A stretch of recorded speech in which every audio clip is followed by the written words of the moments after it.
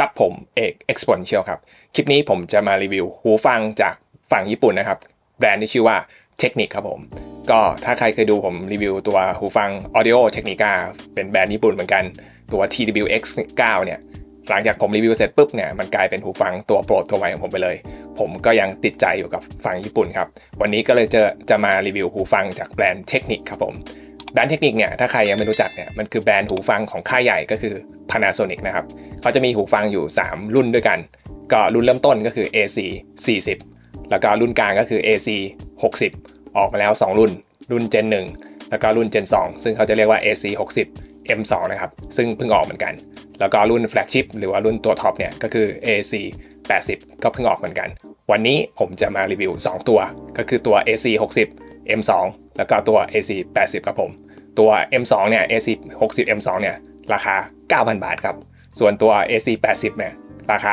12,000 บาทครับก็ราคาค่อนข้างสูงอยู่มันจะเทียบได้ไหมกับตัว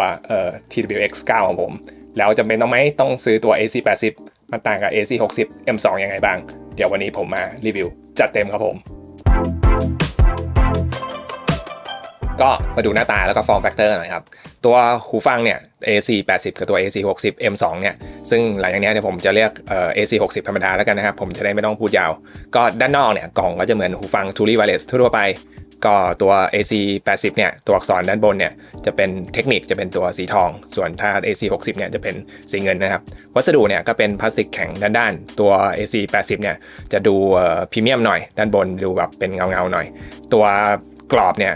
ดูไม่ค่อยพรีเมียมเท่าไหร่ก็จับแล้วบางทีจะมีเสียงกรอบๆบ้างผมรู้สึกว่าไม่ค่อยพรีเมียมโดยเฉพาะอย่างยิ่งถ้าเทียบกับตัว Audio Technica TWX9 นะครับ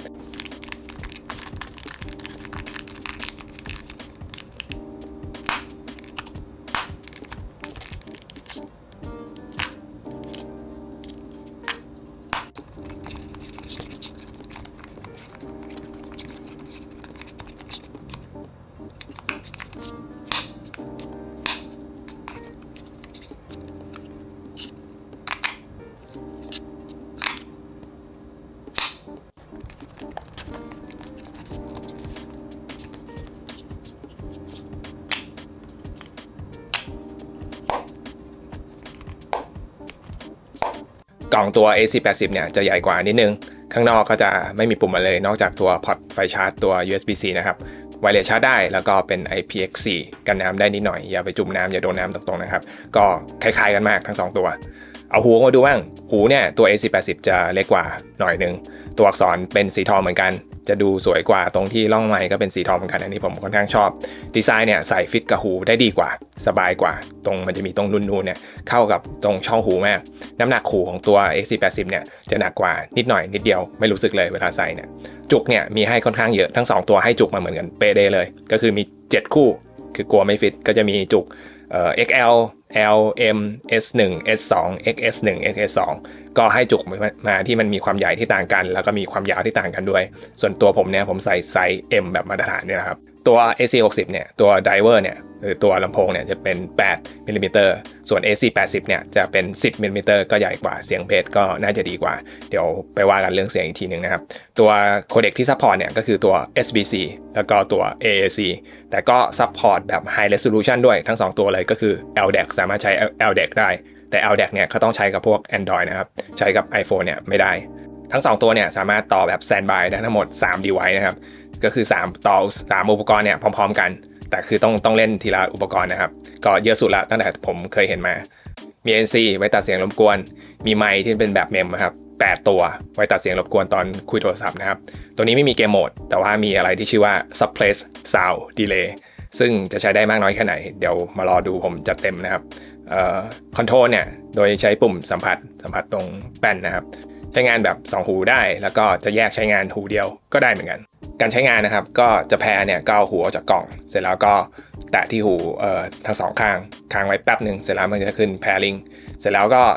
คอนโทรลเนี่ยด้านขวาเนี่ยแตะ1ครั้งก็จะเป็น play pause นะครับแต่2ครั้งเนี่ยก็จะเป็นการเปลี่ยนเพลงไปข้างหน้าแต่3ครั้งเนี่ยจะเป็นการถอยเพลงไปเพลงด้านหลังแล้วก็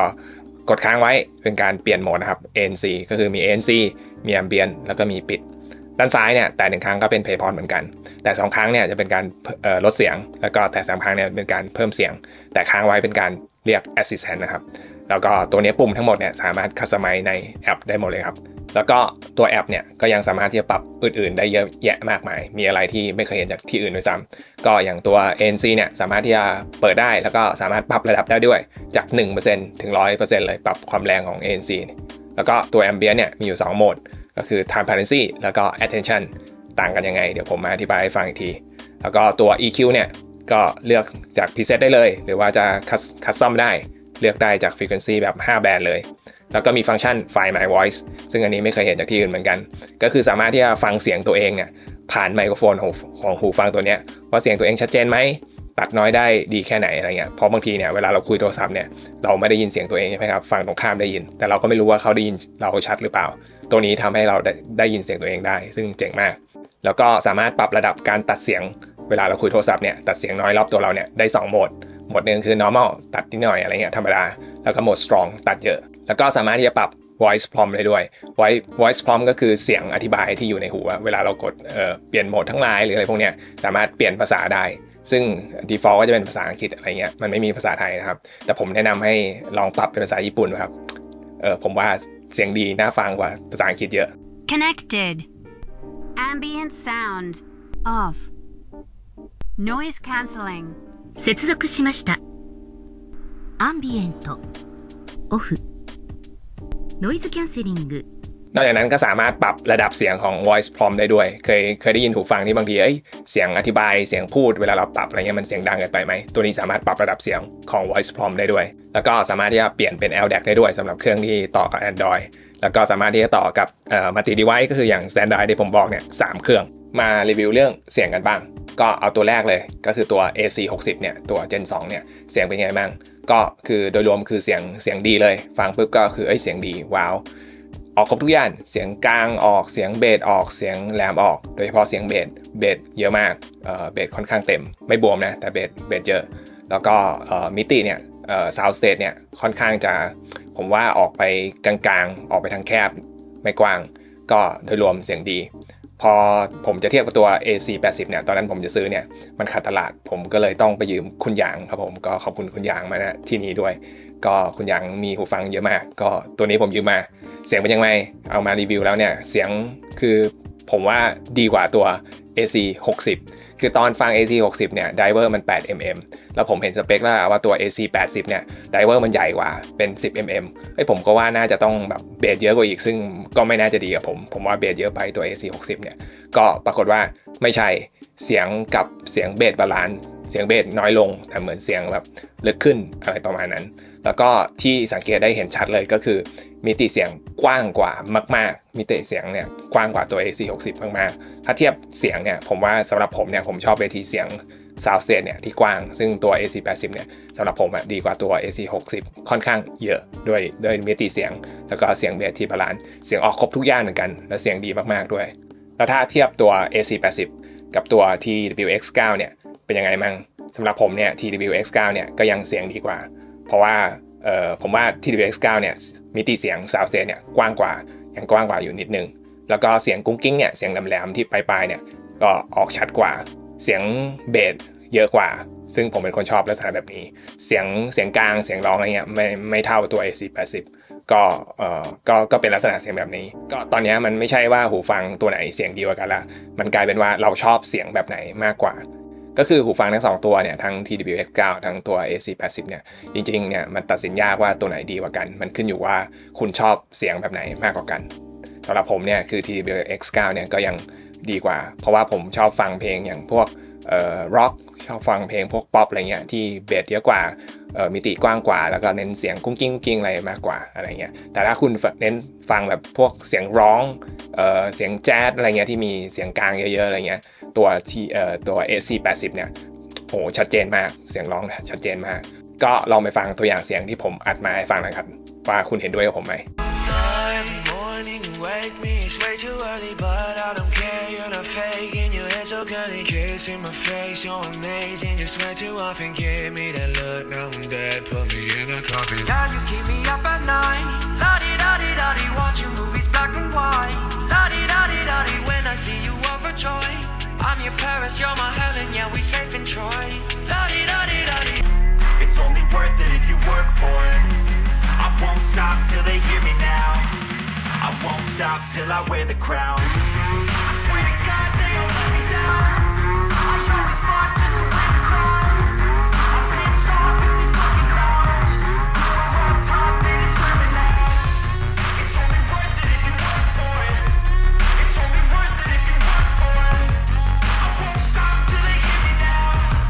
I won't stop till I wear the crown. All my life, I've been addicted to the wrong side.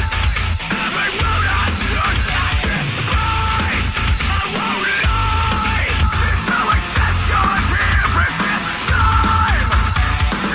แล้วผมก็วัดกราฟลักษณะเสียงมาให้ดูด้วยจะได้เห็นกันจะๆว่าเป็นไง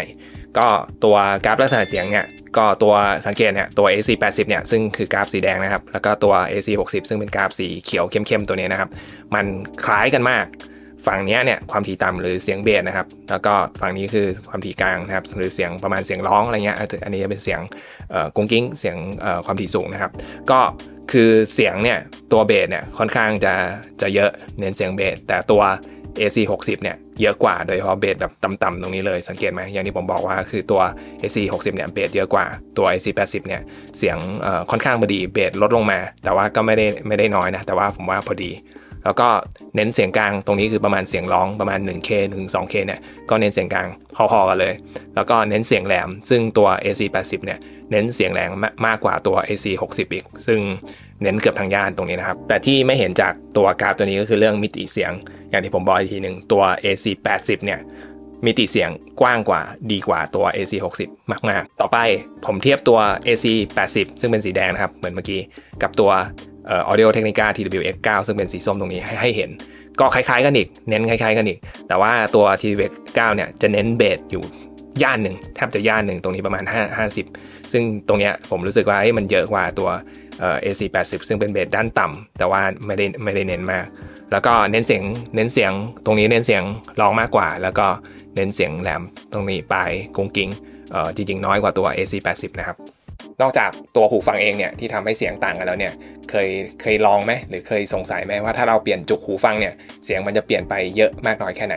เดี๋ยวผมมาลองให้ดูลองแบบวิทยาศาสตร์ด้วยก็คือวัดกราฟลักษณะแบบนี้แหละแต่ว่าเป็นคลิปหน้านะครับใครไม่อยากพลาดก็กด subscribe กดกระดิ่งไว้ครับเวลาคลิปมาจะได้ไม่พลาดนะครับแล้วก็มาดูการตัดเสียงบ้างครับซึ่งก็คือ passive แล้วก็ active noise cancellation นะครับซึ่งผมวัดมาเป็นกราฟครับก็จะได้เทียบกันได้ชัดเจนนะครับตัวนี้เป็นผลของตัว AC60 นะครับก็กราฟเนี่ยตัวสีเทาเนี่ยเส้นสีดำหรือสีเทาเนี่ยก็คือเสียงน้อยซึ่งเป็นเสียงพิงน้อยครับไว้เป็นตัว reference แล้วก็การตัดเสียงเนี่ยผลก็คือกราฟที่เป็นสีเนี่ยสีเขียวอ่อนสีอะไรพวกเนี้ยยิ่งกราฟยิ่งต่ำเนี่ยก็คือยิ่งตัดน้อยได้ดีก็คือเหมือนลดทอนความดังลงมาตรงนี้นะครับก็ตัวสีเขียวอ่อนเนี่ยคือกราฟแบบ passive เนี่ยก็คือเอาหูฟังเนี่ยจุกเข้าไปในหูเราแต่ยังไม่ได้เปิดตัว NC ก็ผลเป็นแบบนี้ซึ่งมันปกติเนี่ยมันก็จะกันเสียงย่านเสียงสูงก็ลักษณะแบบนี้ก็กันได้ค่อนข้างดูก็ค่อนข้างดีพอเปิด ANC ซึ่งก็คือเป็นตัวกราฟสีเขียวเข้มตัวนี้มันก็จะตัดเสียงย่านต่ำด้วยย่านกลางแล้วก็ย่านต่ำซึ่งก็ดูผลผมว่าก็ค่อนข้างดีมาดูตัว AC80 บ้างตัว AC80 เนี่ยก็ดูเหมือนกันแต่ผลเป็นกราฟสีแดงนะครับก็ตัดตรงนี้ค่อนข้างดีแล้วก็ตัดตัว ANC ตรงนี้ตัดเสียงกลางเสียงต่ำก็ค่อนข้างดีส่วนตรงนี้ที่เด้งขึ้นมาเนี่ยผมแนะนำให้ไม่ต้องไปสนใจมันเพราะมันเป็นเหมือนเรโซแนนซ์เวลาผมเอาเข้าไปในหูเทพแล้วก็ทดสอบมันก็จะเป็นช่องหูแล้วก็จะบูสต์เสียงตรงนี้นิดหน่อยแต่ก็คือจริงไม่ได้เกิดเสียงนี้แล้วเทียบกันล่ะเป็นไงอันนี้ผมก็พอดเทียบกันของ passive noise cancellation ก็คือจุกอุดเฉยๆจุกเฉยๆเป็นไงมั่งก็จริงๆก็ค่อนข้างใกล้เคียงกันมากแล้วถ้าเทียบกับตัวอื่นด้วยล่ะหูฟังตัวอื่นด้วยล่ะที่มีการกันเสียงที่ดีที่ผมเคยรีวิวมาก็อย่างตัว TWX9 เป็นสีส้มนะครับก็คือสีส้มอันนี้แล้วก็ตัว Java เป็นสีน้ำเงินนะครับก็คือเป็นสีน้ำเงินอันนี้แล้วก็ตัว Neowatt Pro เนี่ยเป็นสีเหลืองนะครับก็ตามเส้นสีเหลืองนี้ก็ถ้าดูเงี้ยสำหรับผมเนี่ยก็คือตัว Neowatt Pro เนี่ย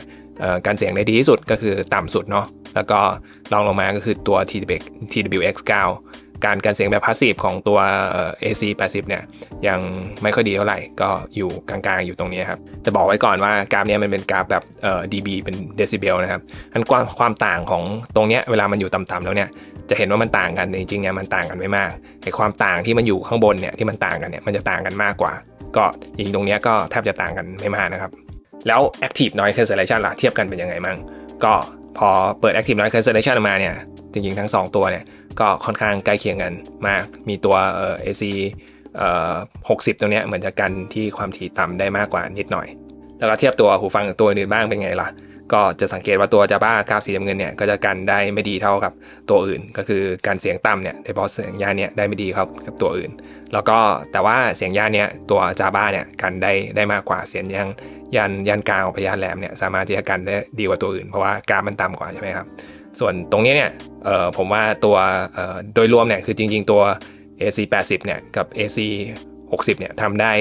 ใกล้เคียงกันพอๆกันดีพอๆกันดีกว่า Jabra ดีกว่า TWX9 นะครับนอกจากดูกราฟเนี่ยผมให้ไปฟังเสียงตัวอย่างการตัดน้อยเทียบกันด้วยระหว่างตัว AC 80กับตัว AC 60ครับ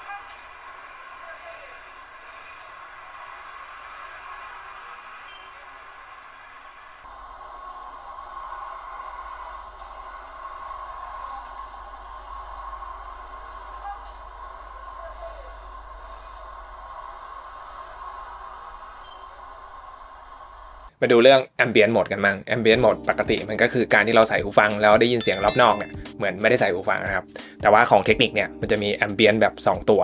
มันมีให้เลือกถ้าคุณเข้าไปในแอปเนี่ยมันจะเป็น Ambient แล้วก็ให้เลือกว่าเป็น Transparent หรือว่าเป็น Ambient แบบ Attention มันต่างกันยังไงครับก็ผมวัดกราฟมาให้ดูเป็นการเฉลยนะครับก็ตัวนี้เป็นผลของตัว AC 60นะครับก็ตัวสีเขียวนอนเนี่ยก็คือตัว Transparent ครับเป็น Ambient แบบ Transparent แล้วก็ตัวสีเขียวครับเข้มๆเนี่ยเป็นผลแบบของAmbient แบบ Attention นะครับก็เห็นตรงนี้ก็จะเห็นชัดเจนว่าตัว Transparent เนี่ยก็คือปล่อยแบบค่อนข้างทุกย่านตรงนี้เนี่ยเสียงมันไม่ค่อยได้ยินเพราะว่าเราเหมือนเอาจุกอุดหูให้มันก็จะลดเสียงสูงเป็นเรื่องปกติส่วนตรงนี้เนี่ยก็จะเห็นว่า Transparent เนี่ยมันเน้นเปิดเสียงทุกย่านให้เราฟังได้ยินแต่ว่าตัวattention เนี่ยคือตรงนี้เปิด NC นะครับลดเสียงรบกวนตรงนี้เสียงรบกวนเสียงต่ำแต่เราได้ยินเสียงตรงย่านประมาณ 1K ถึง 2K ซึ่งเป็นเสียงการพูดนะครับตัว attention เนี่ยก็คือกำลังบอกว่าเฮ้ยมันเน้นให้เราได้ยินเสียงของคนพูดรอบข้างตัวเราแล้วก็ตัว AC 80ล่ะเป็นไงมั่งก็คล้ายๆกันก็คือตัวtransparent เนี่ยก็เปิดเสียงรอบข้างให้เราได้ยินเสียงรอบข้างทั้งหมดตรงนี้ไม่มีการตัดเสียงนะครับส่วนตัว attention ก็ตัดเสียงย่านเสียงต่ำตัดพวกน้อยอะไรพวกนี้ออกให้เราได้ยินเสียงแค่เฉพาะประมาณย่านเสียงพูดซึ่งก็คือประมาณ 1-2K นะครับแล้วตัวไหนดีกว่ากันล่ะอันนี้ผมเทียบ transparent นะครับก็สีแดงเป็น AC 80แล้วก็สีเขียวเป็น AC 60เหมือนเดิมทุกๆกราฟเป็นแบบนี้ก็สังเกตว่าตรงนี้ก็แทบจะเหมือนกันเลยส่วนตรงนี้นะครับก็คือจุกมันกันเสียงนะครับจุกของตัว AC 60เนี่ยกันเสียงได้มากกว่าจุกของตัว AC 80นะครับก็ไม่ได้เกี่ยวกับตัว transparent นะครับแล้วก็เทียบตัว ambient แบบ attention ก็สังเกตว่าตัว AC 60เนี่ยจะกันเสียงจะเปิดตัว NC เนี่ยกันเสียงน้อยตรงส่วนต่ำๆตรงนี้มากกว่าตัว AC 80แต่ว่าการที่จะเน้นเสียงผู้เสียงอะไรเนี่ยตรงนี้เท่ากันก็จริงๆตัว AC 60เนี่ยก็จะชัดกว่านะครับมาดูเรื่องไมโครโฟนกันบ้างไมโครโฟนของตัวทั้ง2ตัวเนี่ยเป็นยังไงคือมันใช้ไมโครโฟนแบบ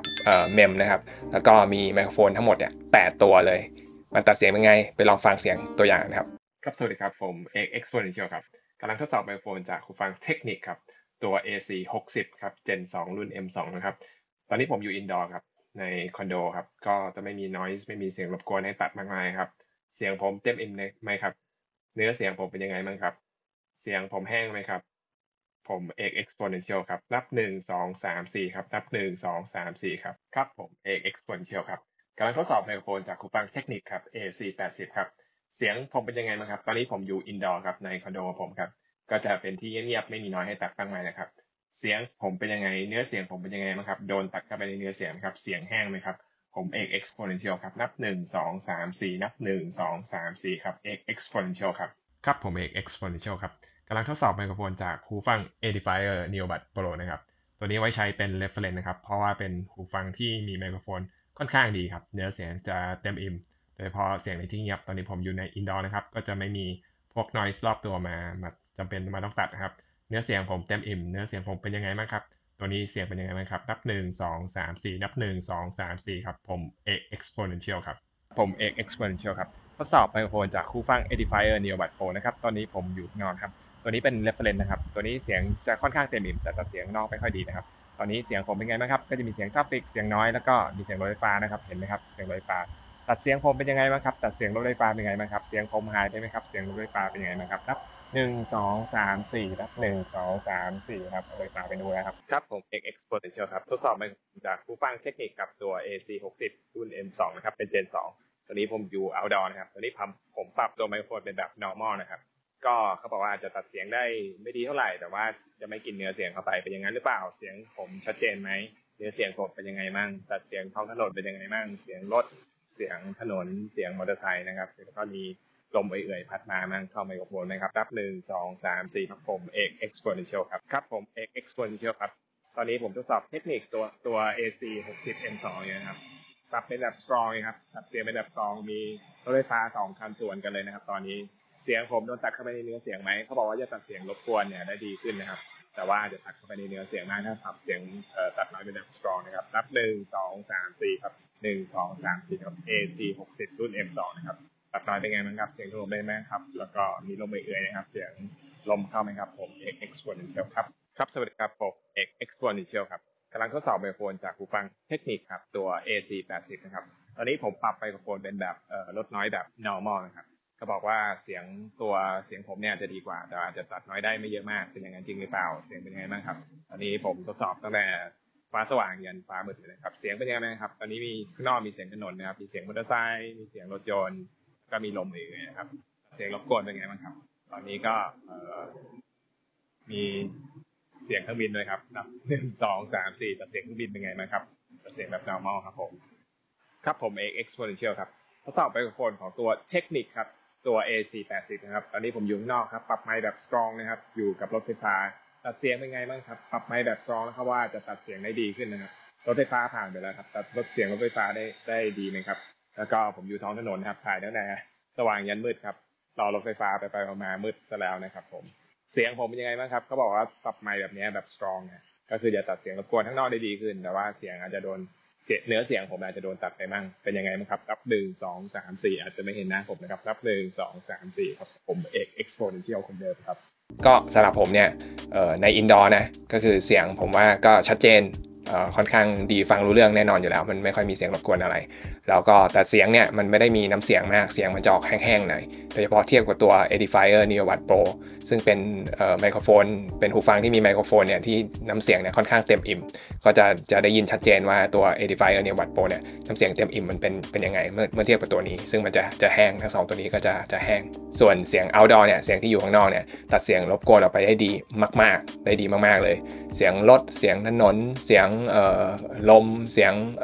รถไฟฟ้าอะไรพวกเนี้ยตัดออกไปแทบจะไม่ค่อยได้ยินเลยมันมีการตัดเข้ามาในเนื้อเสียงบ้างคือเวลาเสียงผมพูดเนี่ยมันจะมีแบบขาดหายบ้างก็แต่มันยังฟังชัดและยังเป็นคำพูดอยู่คือตัดเสียงได้ค่อนข้างดีแล้วก็น้ำเสียงแห้งเหมือนเดิมก็คือไม่ค่อยมีน้ำเสียงละโดยเฉพาะถ้าคุณเทียบกับตัวอย่างEdifier น้ำเสียงเยอะแต่ว่าตัดเสียงได้ไม่ดีเท่ากับตัว2ตัวนี้ตัว AC 80ตัว AC 60แล้วก็ตัวนี้เนี่ยมันมีโหมดการตัดเสียงรบกวนของไมค์เนี่ย2โหมดที่ผมบอกไว้มี normal กับ strong ผมลองเทียบกันดูเนี่ยก็คือแทบจะไม่ต่างกันคือโหมด strong เหมือนจะตัดเสียงได้เสียงน้อยอะไรพวกนี้ได้ดีกว่านิดนึงเสียงพูดก็ไม่ได้ขาดหายไปเยอะกว่าตัวโหมด normal เท่าไหร่สำหรับผมแล้วมันใกล้เคียงกันมากอะไรเงี้ยแล้วก็ไมค์ทั้ง2ตัวเนี่ย AC 80 AC 60เนี่ยผมว่ามันก็พอๆกันคือดีพอๆกันแต่เสียงน้อยได้ดีพอๆกันเสียงแห้งเหมือนกันไม่ได้ต่างกันมากมาดูเรื่อง latency กันบ้างซึ่ง latency ก็คือการดีเลย์ของเสียงมาเทียบกับภาพนะครับก็เวลาเราดูหนังหรือว่าเวลาเราเล่นเกมเนี่ยถ้าค่า latency เยอะๆเนี่ยก็จะเห็นว่าให้ภาพมาก่อนแล้วก็เสียงมาทีหลังโดยเฉพาะคนเล่นเกมเนี่ยบางทีมันจะมีผลกับการเล่นนะครับก็ผลเป็นแบบนี้ครับผมวัดค่ามาให้เยอะมากก็ผลเป็นยังไงผมให้ค่า threshold ไว้เสมอคือค่าลิมิตนะครับก็คือ300มิลลิเซคันด์ถ้าหูฟังตัวไหนเนี่ยมีค่า latency ที่มากกว่า300มิลลิเซคันด์เนี่ยคือเราจะรู้สึกได้ละว่าเสียงมันดีเลย์ก็ตัวที่มันดีมากๆซึ่งผมไว้เป็น reference เสมอก็คือตัว AirPods Pro รุ่นที่1รุ่นที่2เนี่ยเวลาใช้กับ iPhone โดยตรงเนี่ยก็จะมีค่า latency ที่ดีมากๆก็คือ178 มิลลิเซคันด์ตัวนี้นะครับก็คือไม่ดีเลย์เลยส่วนตัวนี้ครับ AC80 AC60 ดูผลยังไงผมวัดมาเยอะมากก็อย่าง iPhone เนี่ยผมวัดมาตัวสีส้มเนี่ยก็จะเป็น AC80 ตัวสีเหลืองเนี่ยก็จะเป็น AC60 นะครับส่วนตัว Android เนี่ยสีเขียวก็จะเป็น AC80 แล้วก็สีฟ้าเนี่ยก็จะเป็น AC60 นะครับผมรายละเอียดย่อยๆเนี่ยต่างกันยังไงบ้างคือตัวเนี้ยมันไม่ได้มีเกมโหมดผมก็เลยพยายามวัดเปลี่ยนตรงนู้นตรงนี้มาเพื่อให้ค่า latency มันต่ำมันทำได้ไหมอย่างนั้นจริงไหมก็คืออย่างแรกเนี่ยตัวแรกเลยก็คือAC80 ใช้กับ iPhone แล้วก็ตัวเปิด ANC นะตัวนี้โคเด็กของ iPhone มันเป็น AAC อยู่แล้วก็ได้ค่านี้418ก็คือค่อนข้างเยอะหลังจากนั้นผมลองปิด ANC ดูเพราะว่ามันต้องใช้การ process ใช่ป่ะว่ามันจะน้อยลงไหมก็ไม่มันก็ไม่ได้น้อยลงอย่างหนึ่งเลยที่ทำให้ค่า latency มันต่ำลงก็คือการเปิดฟังก์ชันชื่อว่า suppress delay ซึ่งฟังก์ชันมันซ่อนอยู่ลึกมากตอนแรกก็หาไม่เจอว่ามันมีแบบเกมโหมดอันนี้หรือเปล่ามันจะไม่มีเลยเหรอหูฟังราคาระดับเนี้ยก็มีก็ต้องมาซ่อนอยู่มันชื่อว่า suppress delay เปิดปุ๊บ300 มิลลิเซคันด์ก็ตามค่ามาตรฐานเลยตัวนี้ก็ค่อนข้างดีตัว AC60 เนี่ยก็เหมือนกันก็ตัวนี้ก็คือเปิด ANC ก็ค่านี้พอปิด ANC ก็ไม่ได้ต่ำลงก็คือมันก็ไม่ได้เร็วขึ้นอะไรเงี้ยแต่สิ่งที่มันทำให้มันเร็วขึ้นก็คือการเปิด suppress delay ก็เหลือ296 มิลลิเซคันด์ก็พอๆกันสำหรับการใช้กับ iPhone เปิด suppress delay ทำให้สามารถ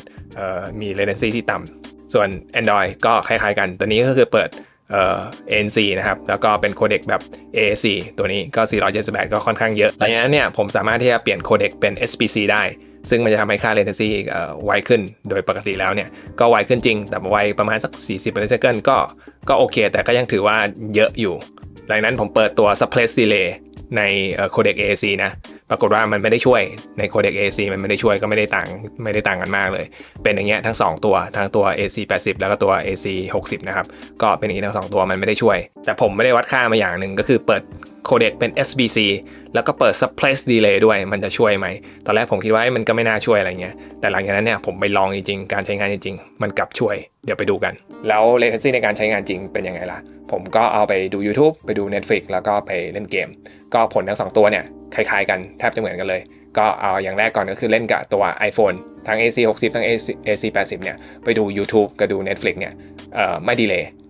ทำไมไม่ดีเลย์ล่ะทั้งที่ค่า latency เนี่ยวัดมาค่อนข้างเยอะก็ไอพวกวิดีโอหรือพวกหนังอะไรพวกเนี้ยที่อัดมาไว้ก่อนอยู่แล้วเนี่ยเวลาเสียงมันดีเลย์เนี่ยมันสามารถที่ทำเทคนิคที่จะทำให้ภาพดีเลย์ได้ก็คือภาพดีเลย์ตามเสียงที่ดีเลย์เวลาเราดูมันก็จะไม่ดีเลย์ส่วนใหญ่ก็จะเป็นอย่างนี้ถึงแม้จะวัดค่า latency มาสูงแต่ว่าเวลาดูพวกเนี้ยก็จะไม่ดีเลย์ถ้าหูฟังตัวไหนทำเทคนิคนี้ก็จะเป็นแบบนี้ส่วนที่ทำอะไรไม่ได้เลยก็คือการที่เราเล่นเรียลไทม์ก็คือพวกเกมเพราะว่า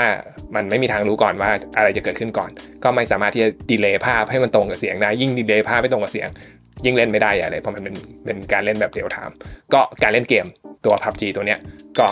อย่างที่บอกตรงนี้ก็คือดีเลย์จนกว่าคุณเปิดตัวsuppress delay มันก็จะไม่ดีเลย์ตามผล latency เลยครับผมส่วนใน Android ตัว Android เนี่ยตัวดู YouTube เนี่ยตัว AC60 เนี่ยจะดูดีเลย์นิดนึงแต่ AC80 เนี่ยไม่ดีเลย์อันนี้ไม่ได้เปิด suppress delay นะดู Netflix ไม่มีปัญหาไม่ดีเลย์ทั้งคู่การเล่น PUBG เนี่ยถ้าเราไม่เปิด suppress delay เนี่ย AAC จะดีเลย์ถ้าเปิดตัวsuppress delay ในโหมด SBC ตัวนี้จะไม่ดีเลย์อย่างที่ผมบอกคือต้องเปิดแบบสุดต้องปรับโคเด็กเป็น SBC ด้วยแล้วเปิด suppress delay ด้วยมันก็จะไม่ดีเลย์ครับผม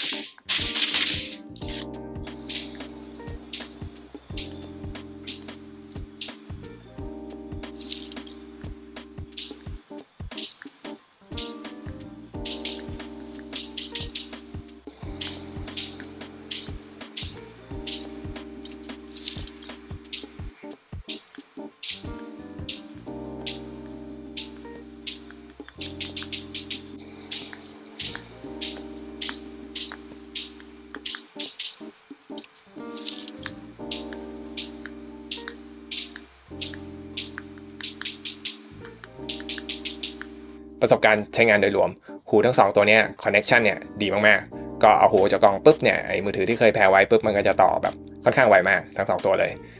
แต่ตัว AC80 เนี่ยหูเนี่ยเวลาใส่เข้าไปเนี่ยลักษณะหูเนี่ยมันจะพอดีกับหูเรามากกว่าโดยเฉพาะหูผมเนี่ยก็ผมว่ามันใส่สบายกว่าตัว AC80 เอาไปใช้งานแบบวิ่งผมไปวิ่งตัวนี้เป็นแบบอินเอียร์ทั้ง2ตัวนี้เป็นแบบอินเอียร์มันก็จะมีเสียงสะท้อนเข้ามาค่อนข้างเยอะก็ไม่ค่อยเหมาะสมกับวิ่งโดยเฉพาะอย่างยิ่งตัวนี้มันเป็นแค่ IPX4 ซึ่งกันน้ำแบบเล็กๆน้อยๆได้แค่นั้นเองไปจุ่มน้ำก็ไม่ได้โดนน้ำแบบเต็มๆไม่ได้ก็ไม่ค่อยเหมาะสมในการที่จะใช้ออกกำลังกายนะครับแบตเตอรี่ล่ะใช้งานได้นานไหมตัวนี้ทั้ง2ตัวเนี่ยแบตเตอรี่ค่อนข้างดีเลยก็คือตัวหูอย่างเดียวเนี่ยสเปคเขาบอกว่าเล่นได้7ชั่วโมงแต่ถ้ารวมกับแบตเตอรี่ในเคสด้วยเนี่ยก็จะเล่นได้24ชั่วโมงเป็นยังไงหรือเปล่าก็ผมวัดเฉพาะหูอย่างเดียวว่าหูเนี่ยแบตเต็ม100เล่นไปจนเหลือ0เนี่ยได้กี่ชั่วโมงผลก็เป็นแบบนี้ก็คือตัวนี้ตัว AC80 เนาะที่ใช้กับ Android แล้วก็ใช้โคเด็ก AAC เนาะก็เล่นได้8ชั่วโมงก็เยอะกว่าสเปคเนาะแล้วก็ตัวนี้เป็น AC60 ก็แบตเตอรี่จะยาวนานกว่าตัว AC80 หน่อยหนึ่งประมาณ30-40 กว่านาทีส่วนตัวนี้ก็คือเป็นตัว AC80 เหมือนกันแต่ว่าเปลี่ยนโคเด็กเป็น LDAC ใช้ใน Android ครับ LDAC ก็คือเป็นพวก High Resolution เนี่ยก็จะกินไฟมากกว่าก็เล่นได้เหลือแค่5ชั่วโมง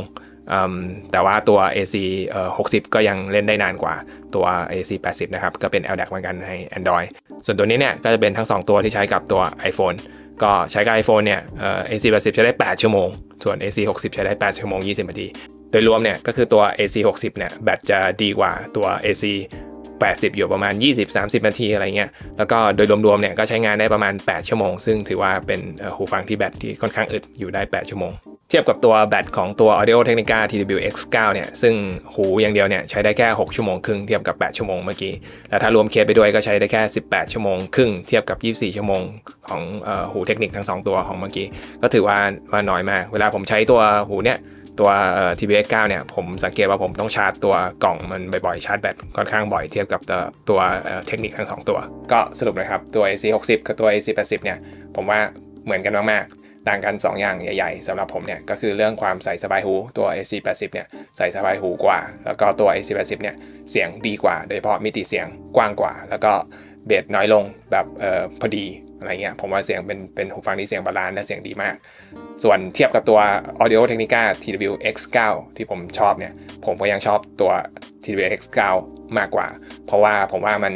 เสียงเข้าทางผมมากกว่าแล้วก็วัสดุพรีเมียมกว่าการคอนโทรลเนี่ยมันจะมีติ่งมันจะมีปุ่มที่หูเนี่ยคอนโทรลง่ายกว่าสำหรับผมก็ยังชอบตัว TWX9 มากกว่าเสียอย่างเดียวคือแบตมันไม่อึดเท่ากับตัวเทคนิคทั้ง2ตัวนี้ครับถ้าใครสนใจก็ดูลิงก์ใต้คลิปได้ครับถ้าใครซื้อผ่านลิงก์ใต้คลิปเนี่ยก็จะเป็นการสนับสนุนช่องผมไปในตัวก็ขอบคุณไปล่วงหน้าครับผมแล้วก็ถ้าใครสนใจคอนเทนต์แบบว่าเฮ้ยเปลี่ยนจุกหูฟังเสียงมันจะเปลี่ยนไปเยอะไหมผมวัดกราฟแบบวิทยาศาสตร์อย่างเงี้ยมาให้ดูเลยอะไรเงี้ยหรือการเบิร์นอินหูฟังจำเป็นไหมเบิร์นอินหรือไม่เบิร์นอินหลังจากเบิร์นอินแล้วเสียงมันเปลี่ยนไปไหมเดี๋ยวผมวัดกราฟให้ดูก็เป็นคลิปต่อๆไปแล้วกัน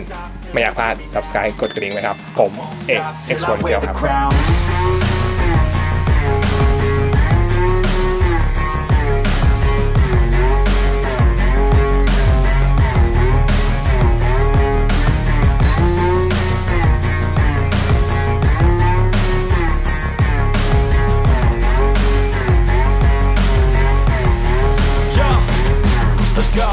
I'm just telling you to fight for your dreams, but it's not what it seems. Man, it's hard to be seen